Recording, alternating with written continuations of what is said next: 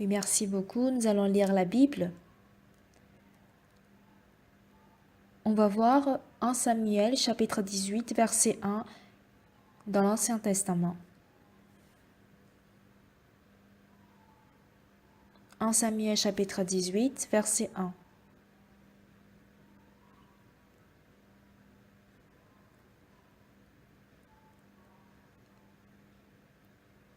Si vous avez trouvé, nous allons lire à partir du verset 1. David avait achevé de parler à Saül. Et dès lors, l'âme de Jonathan fut attachée à l'âme de David, et Jonathan l'aima comme son âme. Ce même jour, Saül retint David et ne laissa pas retourner dans la maison de son père. Jonathan fit alliance avec David, parce qu'il l'aimait comme son âme. Il ôta son manteau qu'il portait pour le donner à David, et lui donna ses vêtements, même son épée, son arc et sa ceinture. David allait et réussissait partout où l'envoyait Saül. Il fut mis par Saül à la tête des gens de guerre, et il plaisait à tout le peuple, même aux serviteurs de Saül. Comme il revenait, lors du retour de David après qu'il eut tué le Philistin, les femmes sortirent de toutes les villes d'Israël au-devant du roi Saül, en chantant et en dansant, au son des tambourins et des triangles, et en poussant des cris de joie. Les femmes qui chantaient se répondaient les unes aux autres et disaient « Saül a frappé ses 1000 et David ses 10 000. » Saül fut très irrité et cela lui déplut. Il dit « On en donne 10 000 à David et c'est à moi que l'on donne les 1000. Il ne lui manque plus que la royauté. » Et Saül regarda David d'un mauvais œil à partir de ce jour et dans la suite. Le lendemain, le mauvais esprit de Dieu saisit Saül, qui eut des transports au milieu de la maison. David jouait comme les autres jours et Saül avait sa lance à la main. Saül leva sa lance, disant en lui-même « Je frapperai David contre la paroi. » Mais David se détourna de lui 2 fois. Saül craignait la présence de David parce que l'Éternel était avec David et s'était retiré de lui. Il l'éloigna de sa personne et l'établit chef des 1000 hommes. David sortait et rentrait à la tête du peuple. Il réussissait dans toutes ses entreprises et l'Éternel était avec lui.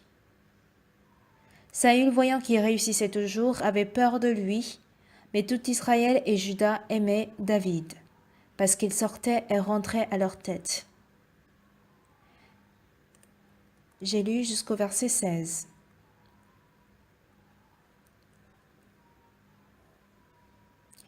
En lisant la Bible, après avoir lu la Bible, ce qui est vraiment étonnant, c'est qu'une fois que Jésus-Christ entre dans notre cœur, ce Jésus se met à travailler en nous. De nos jours, il y a beaucoup d'églises qui font des prières d'acceptation pour que Jésus-Christ entre dans mon cœur, que Jésus-Christ entre dans notre cœur. Et beaucoup croient qu'ils ont accepté Jésus dans leur cœur.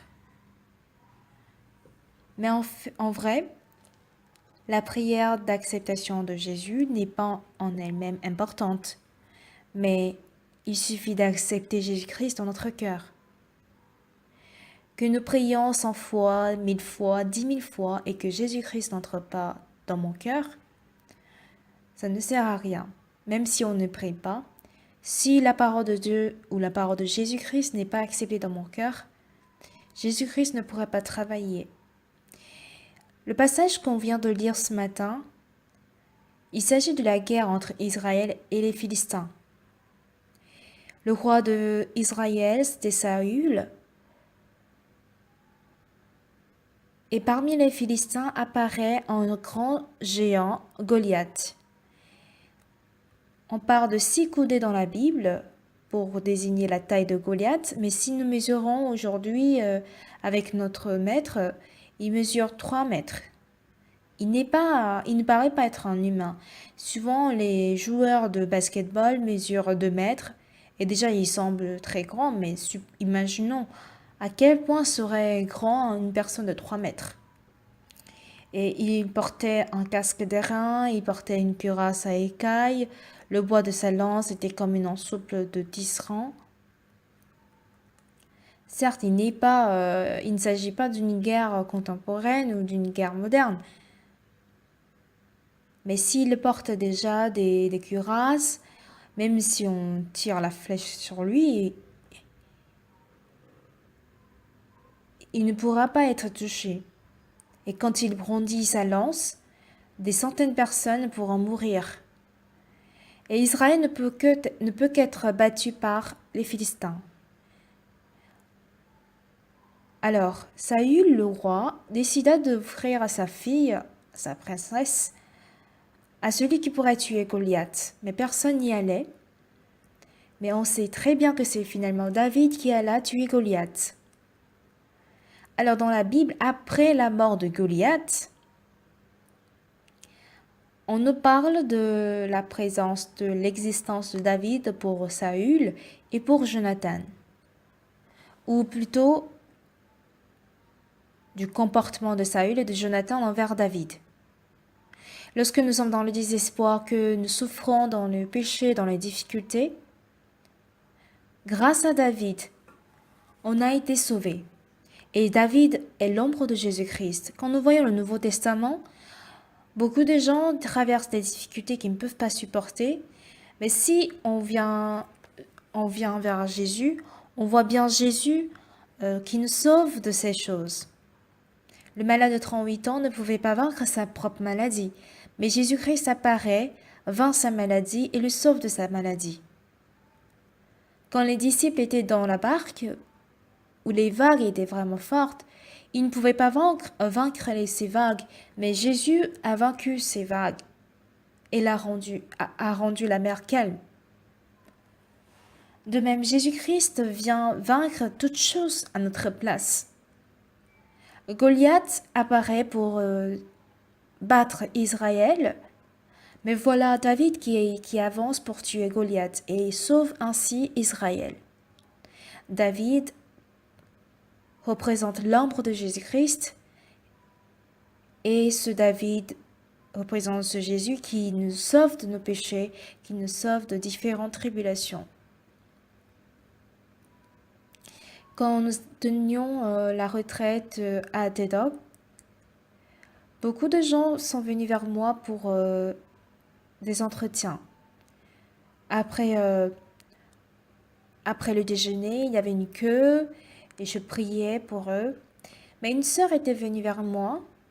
Je ne sais pas pour quelle raison, mais elle était quelqu'une qui venait à l'église depuis très longtemps, mais elle avait quitté l'église pour une certaine raison. Ce qui m'a très surpris, c'est que sa maladie était très grave, qu'elle avait du mal à parler. Elle ne pouvait pas même ouvrir bien ses yeux. C'était une sœur plus jeune que moi, mais ses cheveux étaient tout blancs, était sur le point de mourir. Et pour finir, elle a dit qu'elle a pris l'ambulance pour revenir au lieu de la retraite. Et ça m'a fait penser à beaucoup de choses. Je ne peux pas lui parler d'autre chose. Mais déjà, j'étais reconnaissant qu'elle est venue voir le serviteur de l'église. Elle aurait dû venir plus tôt. Alors, la nuit là, le soir là, j'avais posé ma main sur sa tête et j'ai prié. Seigneur, je ne connais pas bien la vie de cette sœur. Je ne sais pas quel genre de vie a-t-elle mené. Mais là, aujourd'hui, elle vient à la recherche du serviteur de Dieu. Que Dieu puisse accorder la grâce à la sœur. Que Dieu lui donne une bonne santé. Que Dieu lui donne une nouvelle force. Qu'elle puisse marcher encore sur terre avec ses deux pieds pour le reste de sa vie. Et qu'elle puisse adorer, louer le Seigneur Dieu, annoncer Jésus-Christ pour le reste de sa vie. Voici comment j'ai prié. Et puisque j'avais encore beaucoup de gens avec qui j'avais des rendez-vous, je ne pouvais pas parler longtemps. Je lui ai dit de venir encore le lendemain à 7h30. Le lendemain matin, la réunion des pasteurs avait trop tardé et c'était déjà 8h, mais elle était là en train de m'attendre. Ce qui m'a encore surpris, c'est que sa santé avait beaucoup amélioré. Et j'étais très content. Seigneur Dieu, que tu prennes en garde, que tu prennes soin de cette sœur. J'ai prié ainsi et je l'ai fait partir. Bien-aimés, quand nous menons notre vie sur terre, nous faisons face à des problèmes petits, des petits ou de gros problèmes. Mais le seul capable de vaincre ces problèmes, c'est Jésus-Christ.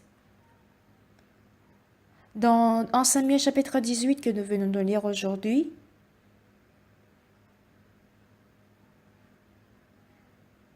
David tua Goliath alors que Israël était sur le point de périr. C'est un sauveur d'Israël. Il nous faut vraiment louer, remercier David qui nous a sauvés. Mais c'est là que deux camps se séparent de façon très précise. C'est bien Jonathan, le fils de Saül, et Saül. Dans le verset 1, David avait achevé de parler à Saül, et dès lors l'âme de Jonathan fut attachée à l'âme de David, et Jonathan l'aima comme son âme. Bien-aimés, après notre salut, le Seigneur Dieu nous conduit notre cœur pour que nous puissions devenir un avec le cœur de Jésus-Christ. Il fait de sorte que notre cœur soit le cœur de Jésus, le cœur de Dieu, et qu'on puisse aimer le Seigneur Dieu. Aimer Jésus-Christ comme notre âme. Ensuite, au verset 2, ce même jour, Saül retint David et ne le laissa pas retourner dans la maison de son père.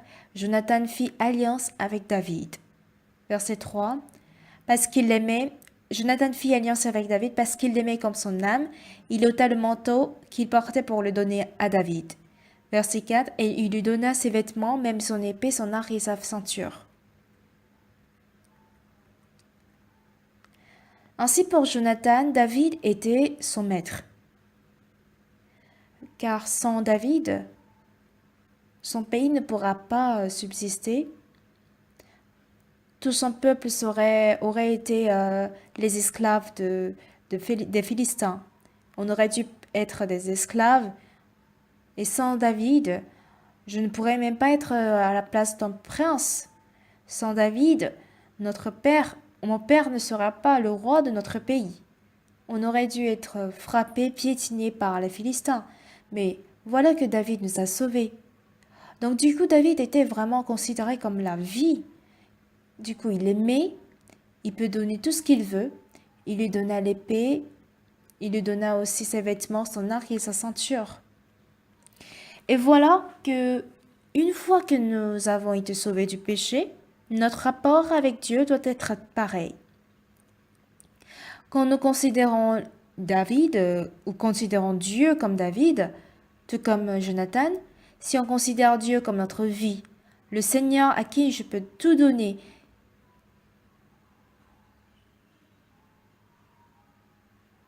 on nous montre l'histoire de la foi où on peut être sauvé de n'importe quelle difficulté, de n'importe quelle tribulation, de n'importe quel problème, pour être à la place la plus glorieuse.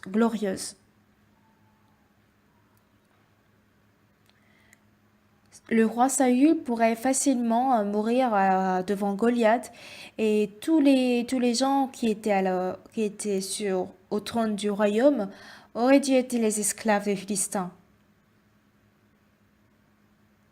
Mais dans le cœur de Saül, Satan a agi à notre cœur. Voilà que David a tué Goliath, il a gagné la victoire. Et quand il est rentré, les femmes chantèrent, l'accueillèrent, dansèrent et accueillèrent le roi. Mais dans la chanson, il est dit que David a tué ses 10 000, alors que Saül a tué ses 1000. Alors, il voit que David était plus haut placé que le roi Saül. Alors, dans votre vie, vous avez été sauvé par le sang de Jésus-Christ et par la grâce de Dieu. Si vos péchés ont été lavés tout blanc comme la neige, Jésus-Christ deviendra votre Seigneur et nous devenons ses serviteurs. Donc, telle est notre mission, c'est-à-dire la mission, le fait de faire réjouir notre Seigneur. S'il n'y aurait pas Saül, s'il n'y aurait pas David, Saül n'existerait pas. Mais comme il est roi, sa position est plus élevée ou haut placée que David. Alors quand les gens accueillaient le roi Saül, ils disaient Saül a tué ses 1000 et David ses 10 000. Quand il écoute ces histoires, il se dit les 1000 pour moi et 10 000 pour David? Quelle différence y a-t-il entre lui et moi? Il n'y a que la royauté. Je perdrais mon pouvoir si David serait haut placé que moi. C'est de là que Saül porte le cœur de tuer David. Le plus rusé et la personne qui ment le plus dans le monde, c'est bien Satan. Satan nous empêche à reconnaître la grâce d'avoir été sauvés de notre péché par la mort de Jésus à la croix. Comment pouvons-nous nous rébeller contre Dieu? Ceci est inimaginable. Mais Satan nous trompe, nous qui manquons des connaissances, nous qui manquions des savoirs, pour nous rébeller contre David qui nous avait sauvés de la guerre. On veut tuer David, on veut persécuter David, et des choses incroyables se sont produites. Quand je suis dans cette église, j'observe un peu beaucoup de frères et sœurs. La première fois, cette sœur venait à l'église. Comment était-elle? Je la connais très bien. En fait, hier j'étais à Daejeon et il y avait une sœur que je connaissais très bien. Je crois il y a de cela 2 ans et demi, lors d'un séminaire à Daejeon, un couple de médecine chinoise avait reçu le salut. Ils étaient très bien, son mari était aussi médecin, elle aussi, mais son mari avait eu le cancer. Et j'étais beaucoup plus proche à celui-là. Même si on ne se voyait pas souvent, je l'appelais et la sœur aussi m'appelait. J'appelais le frère et il m'appelait. Et la sœur m'expliquait exactement et précisément l'état de son mari. Et par téléphone, je priais pour lui, je priais pour elle. Mais malheureusement, il y a quelques jours, son mari est décédé. Alors, hier, quand j'allais à Daejeon, cette sœur a su que je venais et elle a amené ses 3 fils. Après la mort de son mari, elle aurait même arrêté de travailler à l'hôpital. Son mari avait 2 hôpitaux, mais elle ne travaille pas, elle s'occupe des enfants. Maintenant, elle a du mal à traiter les patients, donc elle ne sait pas quoi faire et elle n'a que ses 3 fils. Et ces 3 fils étaient vraiment beaux. Et je me suis rendu compte que cette sœur avait le même âge que ma fille. J'ai réfléchi un peu. Voici comment la sœur vit. Mais voilà qu'elle s'est avancée vers le serviteur de Dieu pour discuter sur comment elle va vivre dans la vie. Alors moi, j'étais vraiment reconnaissant au Seigneur. Je ne suis pas capable, je ne suis pas digne de conseiller à la sœur d'avoir tel travail, de faire telle expérience et autres. Mais le cœur de Dieu l'a poussée vers moi et je crois que Dieu pourra la conduire en voyant ce cœur. J'ai prié pour son fils et pour elle. Et plus tard, comme les pasteurs étaient venus, je ne pouvais pas parler longuement avec elle. Après avoir laissé partir son mari, Je voyais clairement qu'elle voulait laisser le reste de sa vie entre les mains de Dieu pour vivre avec Jésus. Pendant les 55 dernières années, j'ai vécu en Jésus. J'avais souvent des choses que je voulais faire, des projets à moi, mais à chaque fois j'ai réfléchi. Celui qui résout ce problème, c'est bien le Seigneur. Ça aurait été bien, quel est bien entre le fait que le Seigneur résout mes problèmes ou moi qui résous ses problèmes? Alors, que dois-je faire pour que le Seigneur puisse travailler en moi? Que dois-je faire pour que quand je suis en difficulté, quand je suis dans la douleur et que je n'ai plus de force, comme je suis vieux, comment Dieu pourrait-il m'aider? Que dois-je faire dans ce cas? Quand mon foyer est en difficulté, que dois-je faire? J'ai essayé de calculer. Je peux faire telle et telle chose. Je peux préparer telle et telle chose. Satan peut briser cela très facilement. Mais si le Seigneur travaille, à quel point cela aurait été facile? À quel point cela serait facile? Ici, Jonathan a aimé David comme son âme. Car David est l'ombre de Jésus-Christ, le Seigneur du salut, et le Seigneur qui a sauvé le peuple Israël. Donc du coup, il a fait une promesse avec lui. Il lui a donné son épée, son arc et sa ceinture. Je ne sais pas de quelle épée il s'agit, je ne sais pas de quel arc il s'agit, ni de quelle ceinture il s'agit.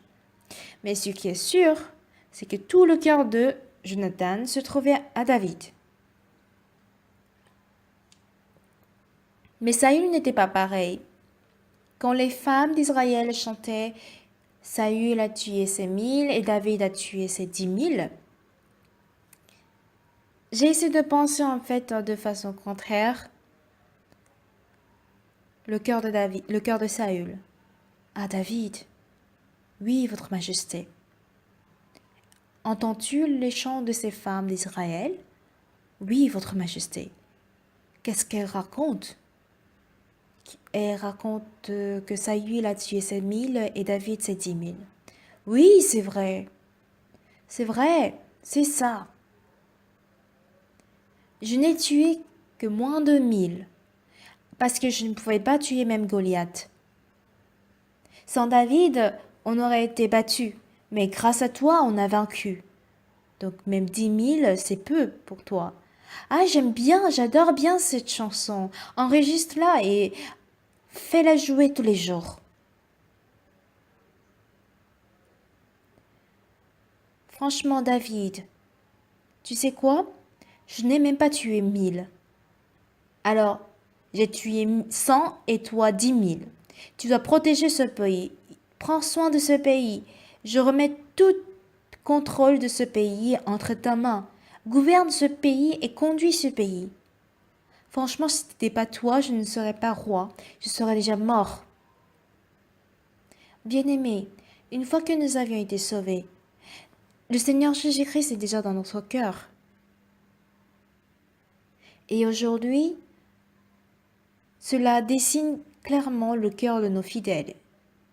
Jonathan aime David comme son âme. Il l'aime comme son âme. Je connais une sœur qui était à Incheon. Et elle était dans l'université Iwayoda. Et elle est d'une génération très ancienne parce qu'elle était plus âgée que moi. Et un jour, elle faisait du sport à l'école, mais du coup son corps n'allait pas bien et s'est rendu compte que c'était de l'arthrite. Au départ, elle pensait que c'était à cause de la fatigue, mais finalement, elle a vécu couchée pendant des dizaines d'années. Toutes ses articulations étaient tous parties qu'elle ne pouvait pas avoir même la forme d'un être humain. Alors, grâce à un évangéliste, un frère, elle a reçu le salut. Et après le salut, si personne ne l'aide, elle ne peut ni aller aux toilettes, ni prendre sa douche. Donc, elle n'était pas comme un homme.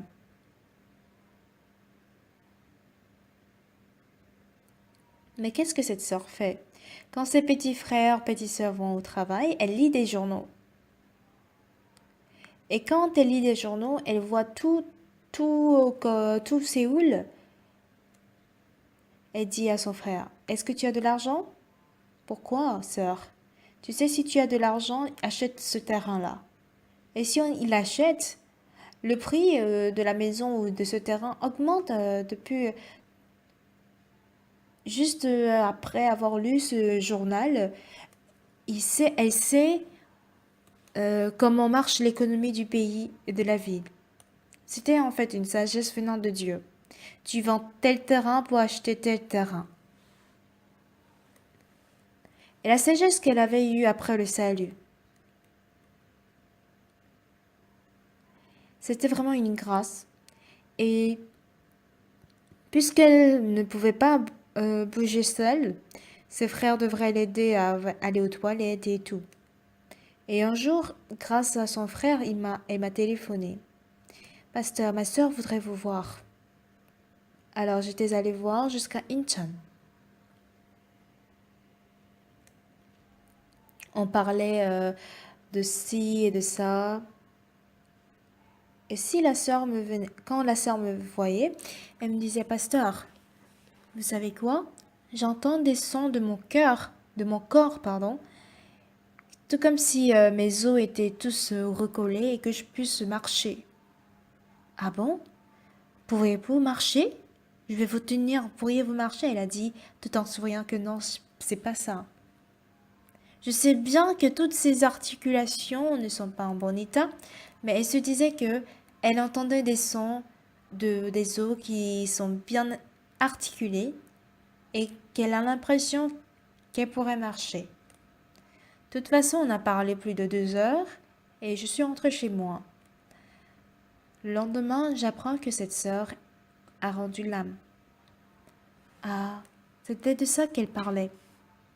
Elle savait qu'elle allait quitter le monde et qu'elle ira au royaume des cieux. C'est pourquoi pour la dernière fois qu'elle me voyait, elle me disait qu'elle avait l'impression de marcher parce qu'elle savait qu'elle pourrait marcher au royaume des cieux. Moi, je pensais qu'elle voulait parler de marcher sur cette terre, mais ce n'était pas ça. Au funérailles, j'ai aussi prêché la parole. Elle a souffert de cette maladie de l'arthrite à partir de 55 ans, de 25 ans, quand elle était en deuxième année de licence à l'université. Donc, c'était à l'âge où elle était tout à fait très jeune. Elle n'a même pas pu marcher mi-pied. Elle ne pouvait pas se tenir sur ses 2 pieds. Et voici comment elle a vécu des dizaines d'années, plus de 30 ans, avant de mourir à l'âge de 50 ans. Mais le Seigneur était avec elle. Elle avait Jésus dans son cœur, elle avait l'espoir. Et tout comme elle avait dit, et quand je pense à comment elle va se tenir devant le Seigneur en bonne forme, et non en forme d'un handicapé, j'étais vraiment reconnaissant. Alors, où se trouve Jésus-Christ dans votre cœur, ce Jésus qui vous a sauvé? Saül, pour lui, considérait David comme son rival.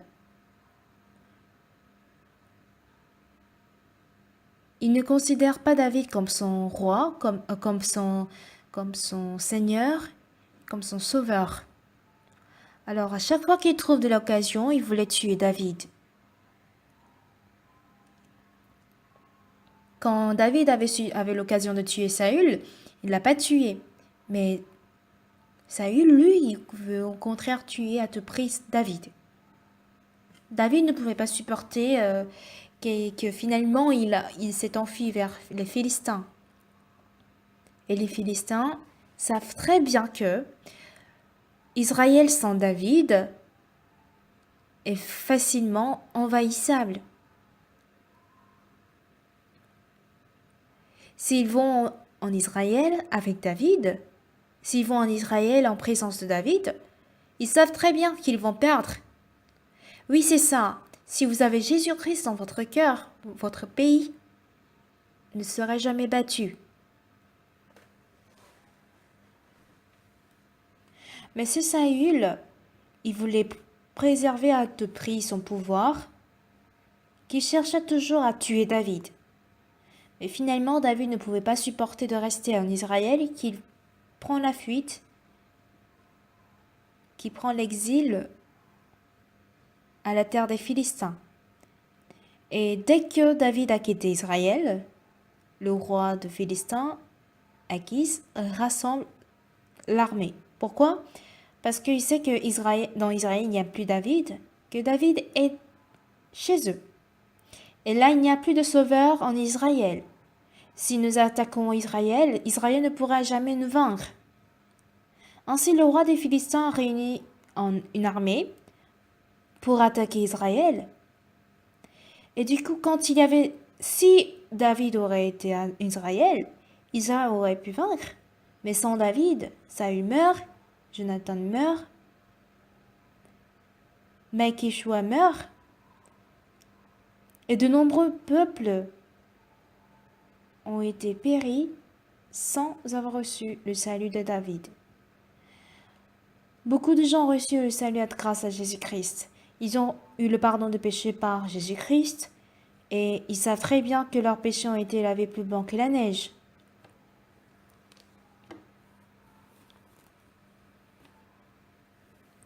Mais s'il y a Jonathan qui considère David comme sa vie, comme son âme, qui donne toutes choses à David, comme son arc, son épée, sa ceinture, des personnes comme Saül veulent au contraire persécuter David pour garder, préserver sa position, préserver son pouvoir. Et au final, sa vie finit par... sa vie termine de façon misérable.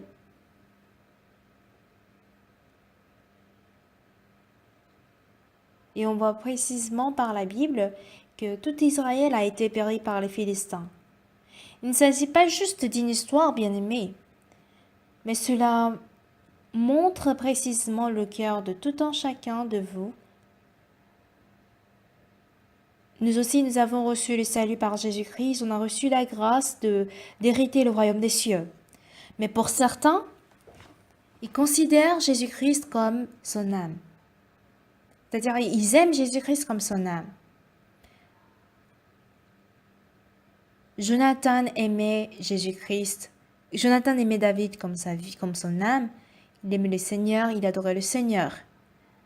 Si nous donnons toutes choses au Seigneur et que nous sommes dans le Seigneur tout glorieux, tout sera résolu. Mais pour d'autres, non pas comme Jonathan, mais comme Saül,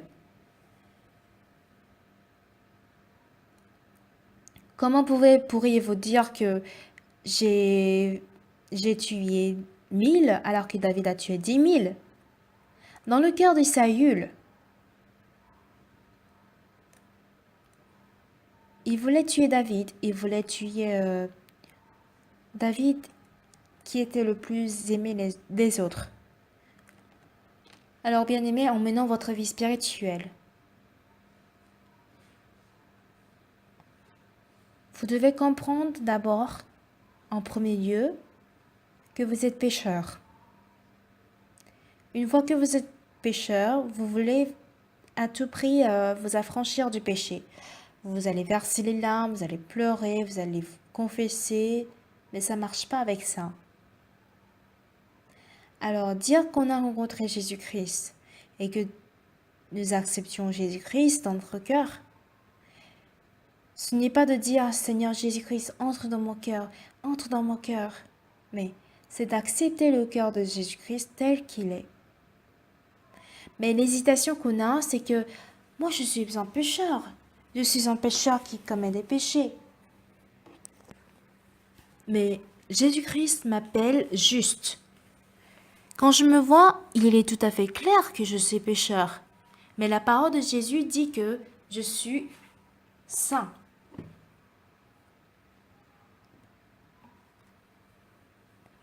Je prêche l'évangile à beaucoup de gens. Les gens, même disant que leurs péchés ont été lavés à la croix, leurs cœurs ne peuvent pas s'affranchir du concept du péché. Donc il y a beaucoup de gens qui se disent que je suis pécheur, je ne suis pas digne d'être appelé juste. Mais ça, c'est leur pensée. La parole de Dieu dit que quoi? Oui, c'est vrai que nous avons péché. Oui, c'est vrai que nous avons commis le mal. Mais par le sang de Jésus-Christ à la croix, tous nos péchés ont été lavés. Et Jésus-Christ nous appelle justes et propres. Et ensuite, ce qui est plus important, c'est dans Hébreux chapitre 10. Je pardonnerai leurs péchés et leurs offenses, et je ne me souviendrai plus de leurs péchés. Dans la parole de Jésus, Jésus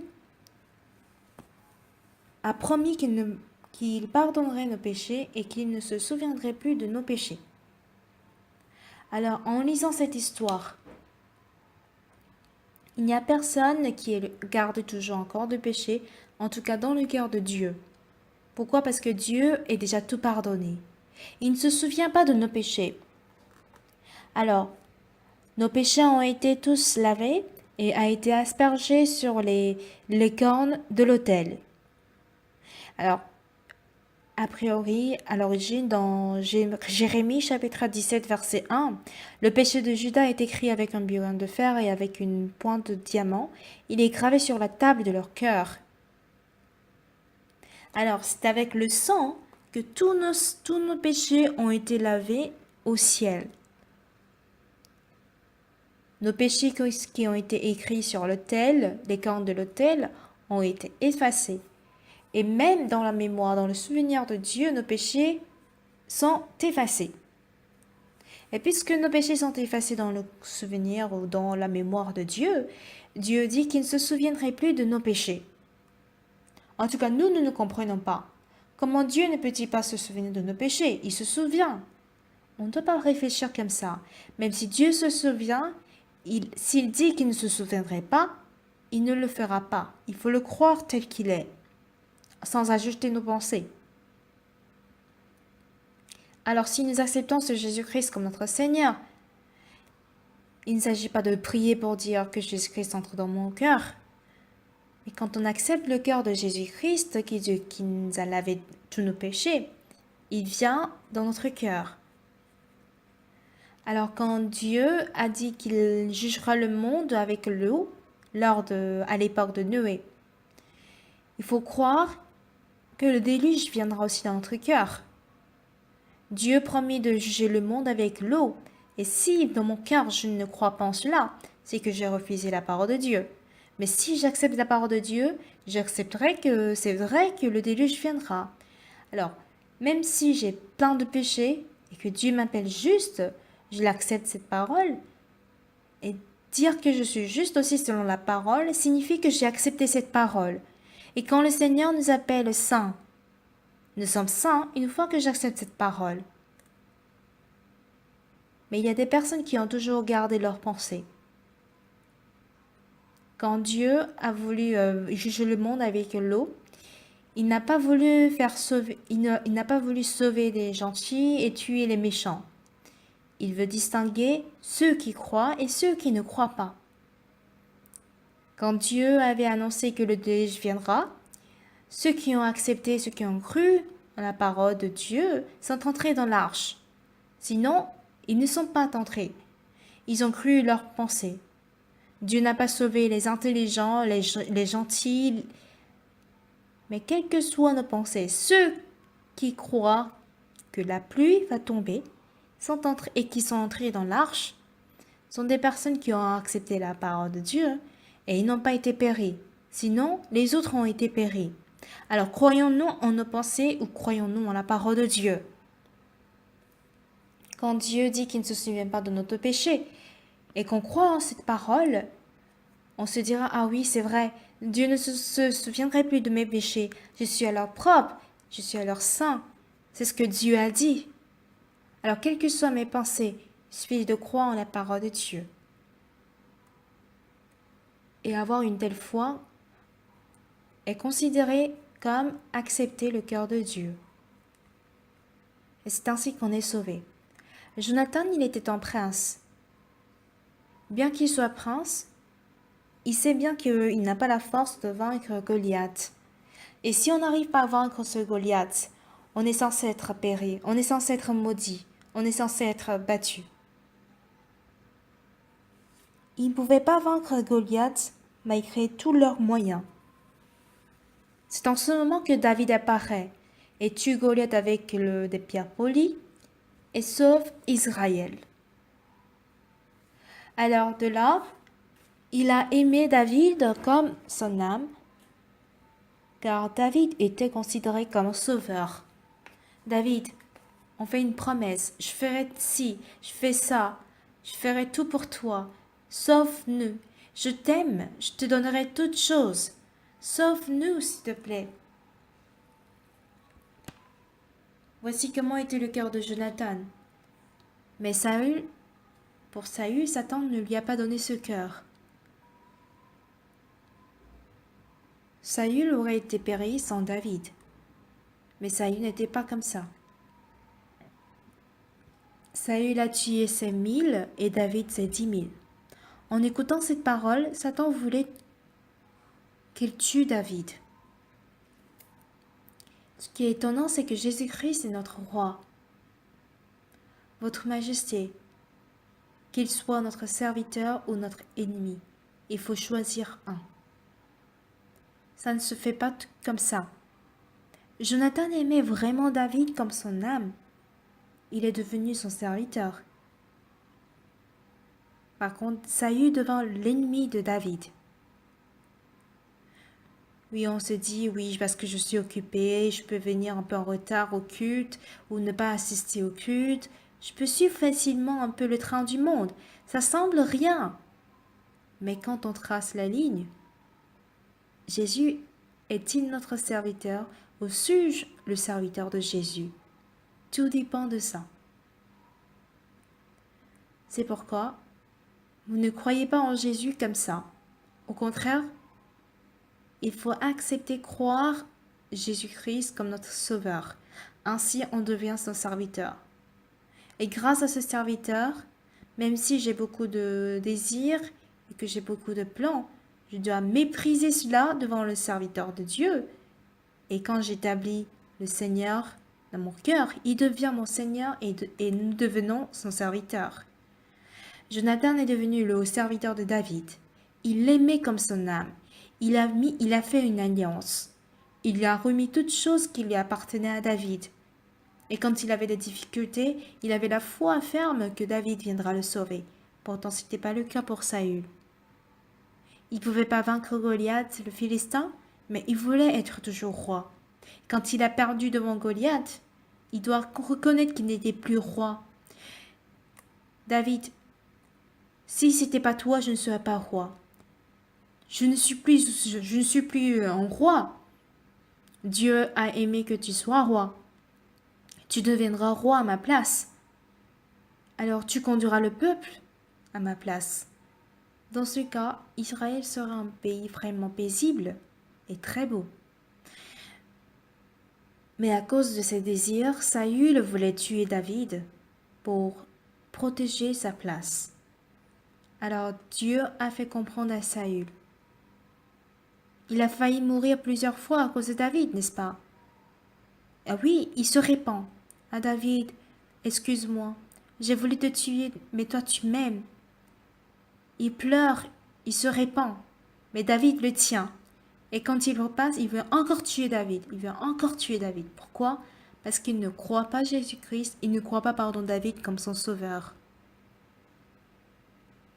Bien-aimé, la vie spirituelle est quelque chose de facile et simple. Quand j'ai reçu le salut en 1962, j'ai compris que tout ce que je fais, c'était l'échec. Tout a été échec pour moi. J'étais je n'avais que la méchanceté en moi, je n'avais que le mal et la saleté en moi. J'ai beaucoup cherché à être gentil et très bon dans l'église baptiste. Et l'église baptiste m'apprenait très bien ce point. Je cherchais à être bien, mais plus je cherchais à être bien, plus je sais à quel point je suis méchant et à quel point je suis un homme sale. Je me suis efforcée tant à sortir de moi, mais je tombais de plus en plus dans le péché. Je veux bien vivre, je veux servir le Seigneur, je veux ne pas commettre le péché, je veux me repentir, je veux confesser, mais plus je confesse, plus le fardeau de mes péchés devenait lourd. Et c'est là que j'ai compris que je n'étais rien. Je pensais que je pouvais observer les 10 commandements. Je pensais pouvoir réussir à ne pas commettre le péché, rien qu'en lisant la Bible ou en priant. Mais quand je l'ai essayé, rien ne marchait. Quand j'ouvre la bouche, il n'y a que des mensonges qui sortent. Je ne commets que le mal, notamment le vol. Je veux piétiner la vie de mes amis quand cela ne me convient pas. Je veux tout le temps insister sur ma justice. Je suis fière quand mes amis suivent mes avis. Avant de recevoir le salut en 1962, qu'est-ce que j'ai compris? J'ai compris que si je suis mes pensées, je serai péri. En ce moment, je n'ai plus confiance en moi.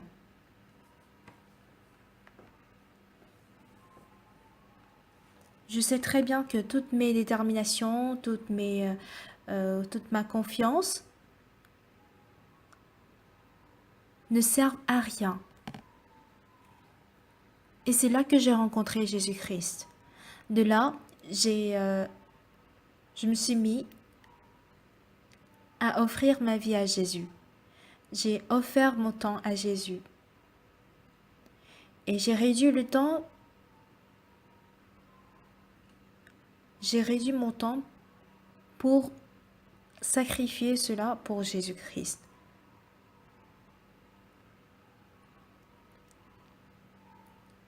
Je m'efforce à ne pas avoir de temps libre parce que si j'ai de temps libre, je cherche à vivre pour moi.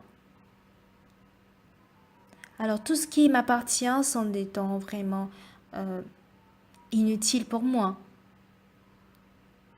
Et quand je crois au Seigneur, le Seigneur se met à travailler en moi. Saül a reçu le salut. Saül a été sauvé par David. Mais il n'a pas accepté David comme roi, comme son sauveur, mais il voulait être toujours au trône. Mais puisque David était aimé par les autres, cela le rendait inconfortable. Saül a tué ses 1000 et David ses 10 000. Il doit être plus haut placé, mais puisque David qui a tué 10 000 a été haut placé que le roi, il était énervé. Bien-aimé, j'aimerais vous poser sincèrement cette question.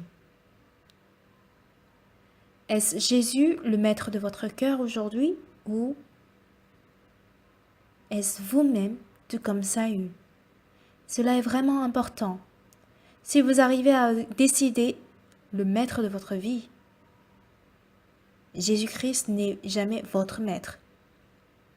Vous ne devez pas appeler Jésus-Christ comme votre maître ni comme votre Seigneur. Mais sachez que vous ne pouvez pas vous sauver. Vous ne pouvez pas vous affranchir de vos péchés par vous-même, ni affranchir de la maladie, affranchir des épreuves du diable. Vous devez laisser absolument votre place à Jésus-Christ. Sinon, vous seriez envahi par Satan et vous mènerez une vie vraiment misérable et pitoyable. Sachant bien que Saül a échoué quand il s'est considéré comme maître.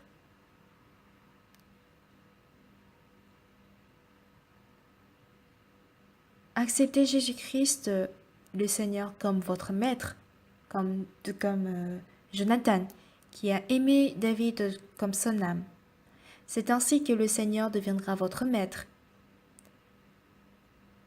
Sinon, vous allez être votre maître, tout comme Saül. Et par conséquent, vous allez périr et vous échouerez dans toutes choses. Alors Satan, il a peur que Jésus soit votre maître. Il faut que vous soyez votre maître pour que Satan puisse bien s'amuser avec vous. Tous les jours, il vous dit, tu es vraiment gentil, tu as vraiment bien fait, tu étais vraiment gentil, tu es intelligent, tu étais fidèle, tu as la foi. Il faut être ton maître. Il élève votre cœur et de là, vous devenez votre maître. Et par conséquent, par les attaques de Satan, vous allez périr. Saül a tué ses 1000 et David ses 10 000. David, j'entends ces chants. Qu'est-ce qu'ils disent? David a tué ses 10 000 alors que Saül a tué ses 1000. C'est vrai. Sans toi, si ce n'est pas toi, Israël aurait été péri. Parce que tu nous as sauvés, tu es notre Seigneur. C'est parce que je suis roi qu'on parle de 1000, mais je n'ai même pas tué 1000. Je n'ai tué personne, tu nous as sauvés. Il faut dire que Saül a tué ses 0 et David ses 10 000. Alors David, sauve-nous. Il faut que tu diriges mon pays, il faut que tu diriges ma famille. Sauve-nous de différentes plaies. Sauve-nous des ténèbres. Sauve-nous de la mort. Sauve-nous de mes péchés. Pourtant, Saül n'a pas agi ainsi. Tout en étant orgueilleux et arrogant, il ne pouvait pas faire ça, alors qu'il ne pouvait pas non plus vaincre Goliath. Quand il était sur le point de même perdre son pays, sans être capable de faire quoi que ce soit, il était toujours son roi. Et il n'a pas laissé sa place, il n'a pas cédé sa place à David. Cher bien-aimé, si aujourd'hui vous êtes votre maître, vous êtes votre roi, il faut que vous acceptiez Jésus-Christ le Seigneur comme votre roi. Alors ce n'est pas à vous de décider des petits ou des gros problèmes, mais c'est à Jésus-Christ. Désormais, Dieu travaillera à travers vous. Et si Jésus-Christ travaille à travers vous, vous porterez de merveilleux fruits et des précieux fruits de Dieu.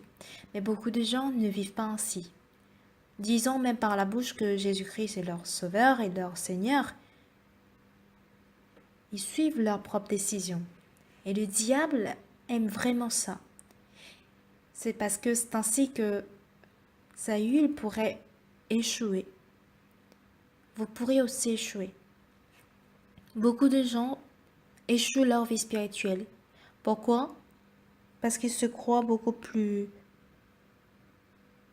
justes que la parole de Jésus, que la parole de l'Église et le serviteur de Dieu. Ils ne peuvent pas obéir, mais plutôt suivre leurs propres pensées. Si on sait précisément que tout ce que je fais n'est que mal, on ne peut pas vivre comme ça. Le frère Kim Ki-sung, quand il était en prison, à quoi a-t-il pensé? Il sait très bien qu'il ne peut que retourner en prison. Il est censé retourner en prison. Quelqu'un doit me soutenir. Par ma propre force, je ne peux pas. Quelqu'un doit me soutenir. Il n'y a que le frère Kim Ki-sung qui pense à cela parmi tous les prisonniers de la Corée du Sud. Tout le monde se dit, je ne pêcherai plus, je ne reviendrai plus, je ne reviendrai plus. mais ils reviennent tous en prison. Le frère Kim Ki-sung, quand il a été jugé pour la première fois, il a eu une peine de mort. Il pensait qu'il allait mourir. Mais de la mort, le juge l'a donné une peine de 15 ans. Et pendant 15 ans, qu'est-ce qu'il a appris? Il a appris qu'il avait tort, qu'il était méchant. Et il s'est renié complètement. Et c'est de là que Jésus-Christ a travaillé merveilleusement dans sa vie. Chers bien-aimés, chers frères et sœurs, ne menons pas la vie de façon apparente, en gros, mais au sein de votre cœur. Dites-vous si c'est bien Jésus, votre maître, ou vous, votre maître. Il faut décider. Jusque-là, vous avez suivi votre pensée, vous avez vécu selon votre propre gré. Mais à partir d'aujourd'hui, sachant bien que Jésus-Christ est mort à la croix pour vous, j'aimerais bien que vous soyez des fidèles qui suivent bien la conduite de l'Église, tout en considérant Christ comme notre Sauveur, comme notre Maître. Beaucoup de gens ont reçu le salut. Plusieurs ont reçu le salut. Ils se croient intelligents. Et même parmi les pasteurs, beaucoup de gens se croient beaucoup plus gentils et ont beaucoup de la foi. Et finalement, ils perdent l'autorité de prêcher l'Évangile. Même si c'est soit l'homme choisi, l'homme choisi par Dieu, Satan cherche toujours à faire tomber cette personne. Et le Seigneur nous a accordé cette grâce. Et on voit très bien comment Dieu sauve Israël de Goliath à travers David. Et on voit le comportement de Jonathan et de Saül envers David. Finalement, Saül ne pouvait qu'être péri. Si vous êtes tenu par la pensée de Satan, vous ne pourriez que périr comme Saül. Alors, abandonnons nos pensées et acceptons Jésus comme notre Seigneur et notre Roi. Et lorsqu'on abandonne toutes nos pensées pour croire en la parole de Jésus-Christ, on sait très bien que nos pensées sont inutiles et qu'elles ne servent à rien. Et si le Seigneur devient votre Dieu, vous pourriez vous affranchir de n'importe quelle douleur et n'importe quelle difficulté. Nous allons tous prier pour un moment. Vous allez personnellement réfléchir pour vérifier si c'est bien Jésus qui vous conduit ou est-ce vous en train de renier vos pensées pour suivre la volonté de Jésus, ou bien êtes-vous en train de suivre vos propres désirs, c'est-à-dire les désirs de la chair? Si vous devenez des frères et sœurs qui suivent la conduite du Seigneur Jésus-Christ, je suis sûre que le Seigneur travaillera avec puissance. Pour un moment, nous allons avoir un moment de prier.